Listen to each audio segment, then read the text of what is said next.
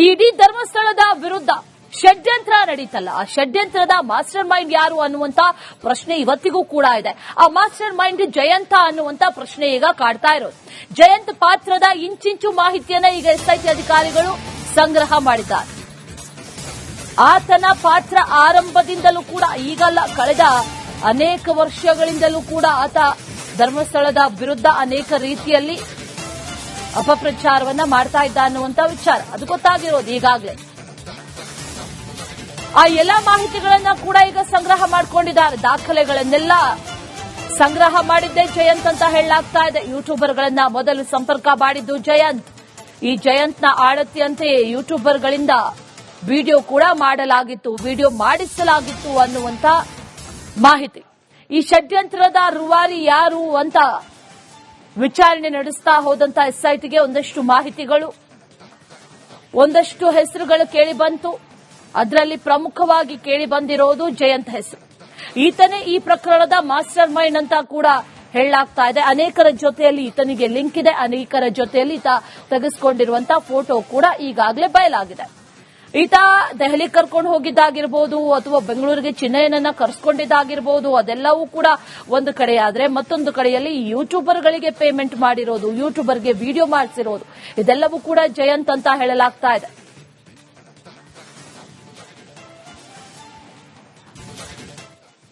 ಈ ಇಡೀ ಧರ್ಮಸ್ಥಳದ ವಿರುದ್ಧ ಷಡ್ಯಂತ್ರ ನಡೀತಲ್ಲ, ಆ ಷಡ್ಯಂತ್ರದ ಮಾಸ್ಟರ್ ಮೈಂಡ್ ಯಾರು ಅನ್ನುವಂತ ಪ್ರಶ್ನೆ ಇವತ್ತಿಗೂ ಕೂಡ ಇದೆ. ಆ ಮಾಸ್ಟರ್ ಮೈಂಡ್ ಜಯಂತ ಅನ್ನುವಂತ ಪ್ರಶ್ನೆ ಈಗ ಕಾಡ್ತಾ ಇರೋದು.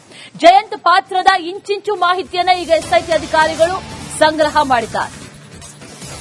ಆತನ ಪಾತ್ರ ಆರಂಭದಿಂದಲೂ ಕೂಡ, ಈಗಲ್ಲ ಕಳೆದ ಅನೇಕ ವರ್ಷಗಳಿಂದಲೂ ಕೂಡ ಆತ ಧರ್ಮಸ್ಥಳದ ವಿರುದ್ಧ ಅನೇಕ ರೀತಿಯಲ್ಲಿ ಅಪಪ್ರಚಾರವನ್ನ ಮಾಡ್ತಾ ಇದ್ದ ಅನ್ನುವಂತ ವಿಚಾರ ಅದು ಗೊತ್ತಾಗಿರೋದು ಈಗಾಗಲೇ. ಆ ಎಲ್ಲಾ ಮಾಹಿತಿಗಳನ್ನ ಕೂಡ ಈಗ ಸಂಗ್ರಹ ಮಾಡಿಕೊಂಡಿದ್ದಾರೆ. ದಾಖಲೆಗಳನ್ನೆಲ್ಲ ಸಂಗ್ರಹ ಮಾಡಿದ್ದೇ ಜಯಂತ್ ಅಂತ ಹೇಳಲಾಗ್ತಾ ಇದೆ. ಯೂಟ್ಯೂಬರ್ಗಳನ್ನ ಮೊದಲು ಸಂಪರ್ಕ ಮಾಡಿದ್ದು ಜಯಂತ್. ಈ ಜಯಂತ್ನ ಆಡತಿಯಂತೆಯೇ ಯೂಟ್ಯೂಬರ್ಗಳಿಂದ ವಿಡಿಯೋ ಕೂಡ ಮಾಡಲಾಗಿತ್ತು, ವಿಡಿಯೋ ಮಾಡಿಸಲಾಗಿತ್ತು ಅನ್ನುವಂತ ಮಾಹಿತಿ. ಈ ಷಡ್ಯಂತ್ರದ ರೂವಾರಿ ಯಾರು ಅಂತ ವಿಚಾರಣೆ ನಡೆಸ್ತಾ ಹೋದಂತ ಎಸ್ಐಟಿಗೆ ಒಂದಷ್ಟು ಮಾಹಿತಿಗಳು, ಒಂದಷ್ಟು ಹೆಸರುಗಳು ಕೇಳಿ ಬಂತು. ಅದರಲ್ಲಿ ಪ್ರಮುಖವಾಗಿ ಕೇಳಿ ಬಂದಿರೋದು ಜಯಂತ್ ಹೆಸರು.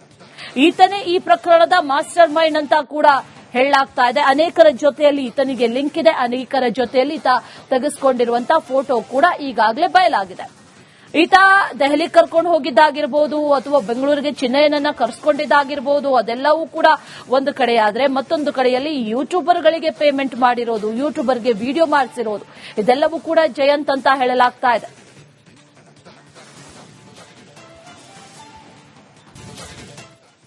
ಈ ಇಡೀ ಧರ್ಮಸ್ಥಳದ ವಿರುದ್ಧ ಷಡ್ಯಂತ್ರ ನಡೀತಲ್ಲ, ಆ ಷಡ್ಯಂತ್ರದ ಮಾಸ್ಟರ್ ಮೈಂಡ್ ಯಾರು ಅನ್ನುವಂತ ಪ್ರಶ್ನೆ ಇವತ್ತಿಗೂ ಕೂಡ ಇದೆ.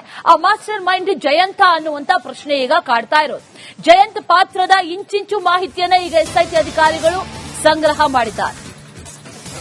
ಆತನ ಪಾತ್ರ ಆರಂಭದಿಂದಲೂ ಕೂಡ, ಈಗಲ್ಲ ಕಳೆದ ಅನೇಕ ವರ್ಷಗಳಿಂದಲೂ ಕೂಡ ಆತ ಧರ್ಮಸ್ಥಳದ ವಿರುದ್ಧ ಅನೇಕ ರೀತಿಯಲ್ಲಿ ಅಪಪ್ರಚಾರವನ್ನ ಮಾಡ್ತಾ ಇದ್ದ ಅನ್ನುವಂತ ವಿಚಾರ ಅದು ಗೊತ್ತಾಗಿರೋದು ಈಗಾಗಲೇ. ಆ ಎಲ್ಲಾ ಮಾಹಿತಿಗಳನ್ನ ಕೂಡ ಈಗ ಸಂಗ್ರಹ ಮಾಡಿಕೊಂಡಿದ್ದಾರೆ. ದಾಖಲೆಗಳನ್ನೆಲ್ಲ ಸಂಗ್ರಹ ಮಾಡಿದ್ದೇ ಜಯಂತ್ ಅಂತ ಹೇಳಲಾಗ್ತಾ ಇದೆ. ಯೂಟ್ಯೂಬರ್ಗಳನ್ನ ಮೊದಲು ಸಂಪರ್ಕ ಮಾಡಿದ್ದು ಜಯಂತ್. ಈ ಜಯಂತ್ನ ಆಡತಿಯಂತೆಯೇ ಯೂಟ್ಯೂಬರ್ಗಳಿಂದ ವಿಡಿಯೋ ಕೂಡ ಮಾಡಲಾಗಿತ್ತು, ವಿಡಿಯೋ ಮಾಡಿಸಲಾಗಿತ್ತು ಅನ್ನುವಂತ ಮಾಹಿತಿ. ಈ ಷಡ್ಯಂತ್ರದ ರೂವಾರಿ ಯಾರು ಅಂತ ವಿಚಾರಣೆ ನಡೆಸ್ತಾ ಹೋದಂತ ಎಸ್ಐಟಿಗೆ ಒಂದಷ್ಟು ಮಾಹಿತಿಗಳು, ಒಂದಷ್ಟು ಹೆಸರುಗಳು ಕೇಳಿ ಬಂತು. ಅದರಲ್ಲಿ ಪ್ರಮುಖವಾಗಿ ಕೇಳಿ ಬಂದಿರೋದು ಜಯಂತ್ ಹೆಸರು.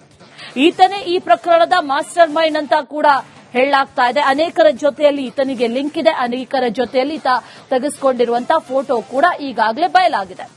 ಈತ ದೆಹಲಿ ಕರ್ಕೊಂಡು ಹೋಗಿದ್ದಾಗಿರ್ಬೋದು ಅಥವಾ ಬೆಂಗಳೂರಿಗೆ ಚಿನ್ನಯ್ಯನನ್ನ ಕರೆಸ್ಕೊಂಡಿದ್ದಾಗಿರ್ಬೋದು, ಅದೆಲ್ಲವೂ ಕೂಡ ಒಂದು ಕಡೆಯಾದ್ರೆ ಮತ್ತೊಂದು ಕಡೆಯಲ್ಲಿ ಯೂಟ್ಯೂಬರ್ಗಳಿಗೆ ಪೇಮೆಂಟ್ ಮಾಡಿರೋದು, ಯೂಟ್ಯೂಬರ್ಗೆ ವಿಡಿಯೋ ಮಾಡಿಸಿರೋದು, ಇದೆಲ್ಲವೂ ಕೂಡ ಜಯಂತ್ ಅಂತ ಹೇಳಲಾಗ್ತಾ ಇದೆ.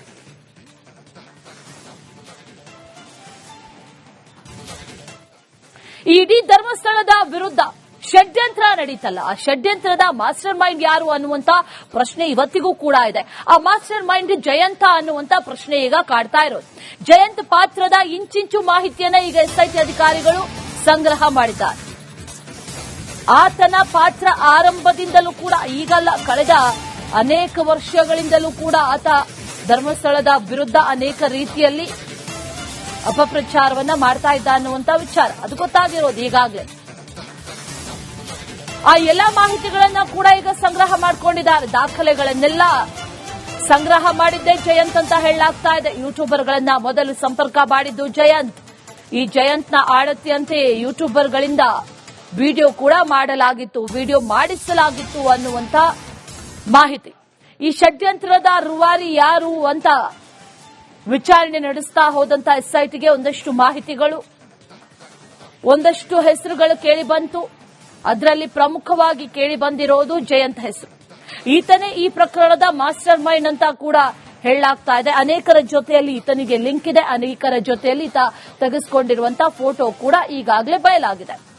ಈತ ದೆಹಲಿ ಕರ್ಕೊಂಡು ಹೋಗಿದ್ದಾಗಿರ್ಬೋದು ಅಥವಾ ಬೆಂಗಳೂರಿಗೆ ಚಿನ್ನಯ್ಯನನ್ನ ಕರೆಸ್ಕೊಂಡಿದ್ದಾಗಿರ್ಬೋದು, ಅದೆಲ್ಲವೂ ಕೂಡ ಒಂದು ಕಡೆಯಾದ್ರೆ ಮತ್ತೊಂದು ಕಡೆಯಲ್ಲಿ ಯೂಟ್ಯೂಬರ್ಗಳಿಗೆ ಪೇಮೆಂಟ್ ಮಾಡಿರೋದು, ಯೂಟ್ಯೂಬರ್ಗೆ ವಿಡಿಯೋ ಮಾಡಿಸಿರೋದು, ಇದೆಲ್ಲವೂ ಕೂಡ ಜಯಂತ್ ಅಂತ ಹೇಳಲಾಗ್ತಾ ಇದೆ.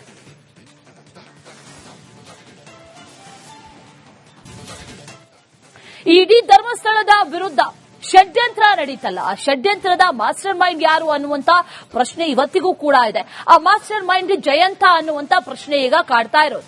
ಜಯಂತ್ ಪಾತ್ರದ ಇಂಚಿಂಚು ಮಾಹಿತಿಯನ್ನ ಈಗ ಎಸ್ಐಟಿ ಅಧಿಕಾರಿಗಳು ಸಂಗ್ರಹ ಮಾಡಿದ್ದಾರೆ. ಆತನ ಪಾತ್ರ ಆರಂಭದಿಂದಲೂ ಕೂಡ, ಈಗಲ್ಲ ಕಳೆದ ಅನೇಕ ವರ್ಷಗಳಿಂದಲೂ ಕೂಡ ಆತ ಧರ್ಮಸ್ಥಳದ ವಿರುದ್ಧ ಅನೇಕ ರೀತಿಯಲ್ಲಿ ಅಪಪ್ರಚಾರವನ್ನ ಮಾಡ್ತಾ ಇದ್ದ ಅನ್ನುವಂತ ವಿಚಾರ ಅದು ಗೊತ್ತಾಗಿರೋದು ಈಗಾಗಲೇ.